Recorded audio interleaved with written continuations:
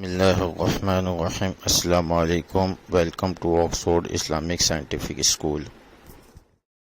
Lecture 31 physics. Topic numericals. A stone is dropped from the top of tower, takes 5 seconds to reach the ground. Calculate height of the tower. ये numerical आपके पास free fall motion का numerical है। Free fall motion एक ऐसी motion होती है जिसमें body के ऊपर फोर्स ऑफ ग्रेविटी के अलावा कोई दूसरी फोर्स नहीं लगती। जब हम किसी बॉडी को हाइट से नीचे फेंकेंगे, ड्रॉप करेंगे, वो फ्री फॉल मोशन होगी। या हम किसी बॉडी को ऊपर की तरफ फेंकेंगे तो वो मोशन भी हमारे पास फ्री फॉल मोशन होगी, लेकिन ग्रेविटी के अलावा उसके ऊपर कोई और फोर्स नहीं लगनी चाहिए। इस क्वेश्चन में अ stone is dropped from the top of tower, एक पत्थर को एक टावर की टॉप से फेंका गया। वी की वैल्यू 0 ली जाएगी क्योंकि जब उस पत्थर को ड्रॉप किया जाएगा तो वो रेस्ट में होगा, इस वजह से वी 0 है। Takes 5 seconds to reach the ground, ज़मीन तक आने में उस पत्थर को 5 सेकेंड लगते हैं, तो टाइम की वैल्यू हमारे पास 5 सेकेंड्स होगी। कैलकुलेट हाइट ऑफ टावर, आपने टावर की हाइट कैलकुलेट करनी है, यानी डिस्टेंस कैलकुलेट करना है। टावर की जितनी हाइट होगी वो स्टोन उतना ही डिस्टेंस कवर करेगा। Take G is equal to 10 metre पर सेकेंड स्क्वायर, ये हमें एक्सेलरेशन की वैल्यू गिवन है।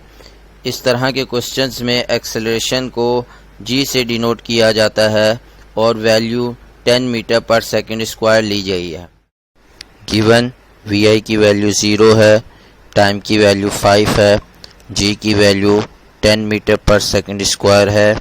यहाँ एक चीज़ जहन में रखिएगा कि अगर किसी चीज़ को ड्रॉप किया जाए यानी नीचे फेंका जाए तो जी की वैल्यू को पॉजिटिव लिया जाता है, लेकिन अगर किसी चीज़ को आप ऊपर फेंकें तो जी की वैल्यू को नेगेटिव लिया जाता है।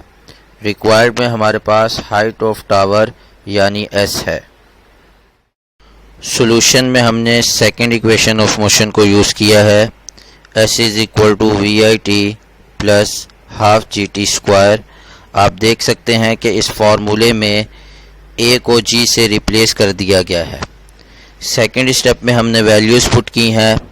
S is equal to 0 into 5, V I की वैल्यू 0 है, टी की वैल्यू 5 है, प्लस 1/2 एज इट इज़ आया। जी की वैल्यू 10 पुट की गई और टी की वैल्यू 5 है और टी स्क्वायर की वजह से 5 के ऊपर स्क्वायर लगाया गया है। नेक्स्ट स्टेप में 0 और 5 को जब मल्टीप्लाई किया गया तो हमारे पास आंसर 0 आया। फिर इसमें ऐड किया गया 1/2 एज इट इज़, 10 भी एज इट इज़ और एंड में 5 का स्क्वायर 25 था, तो इस वजह से यहाँ पर 25 आया। नेक्स्ट स्टेप में 0 को किसी भी चीज़ में ऐड किया जाए तो आंसर पे कोई फ़र्क नहीं पड़ता, इस वजह से 0 को ख़त्म कर दिया गया। 1/2 एज इट इज़ आया, 10 एज इट इज़ आया, 25 एज इट इज़ आया। नेक्स्ट स्टेप में हमने 10 और 25 को मल्टीप्लाई किया तो हमारे पास 250 आया और डिनोमिनेटर में 2 मौजूद था, वो एज इट इज़ आया। लास्ट स्टेप में हमने 250 को 2 से डिवाइड किया तो हमारे पास आंसर 125 आया और डिस्टेंस का यूनिट मीटर है, इस वजह से फाइनल आंसर हमारे पास 125 मीटर है। प्रॉब्लम 3.13, ये भी फ्री फॉल मोशन का न्यूमेरिकल है। A stone is dropped from a height of 40 metre, एक पत्थर को 40 मीटर की ऊंचाई से गिराया गया। वी आई की वैल्यू 0 और डिस्टेंस की वैल्यू हमारे पास 40 मीटर है। How much time will it take to reach the ground, ज़मीन तक पहुंचने में उसे कितना टाइम लगेगा। पार्ट बी में with what velocity will it strike the ground, जब वो ज़मीन से टकराएगा तो उसकी क्या वेलोसिटी होगी, यानी आपने फाइनल वेलोसिटी इस क्वेश्चन में फाइंड करनी है। Given V I is equal to 0 metre पर second, distance S is equal to 40 metre और gravitational acceleration G is equal to 10 metre पर सेकंड स्क्वायर। रिक्वायर्ड टाइम और फाइनल वेलोसिटी vf की value हमें required है। इस क्वेश्चन को आप खुद सॉल्व करेंगे।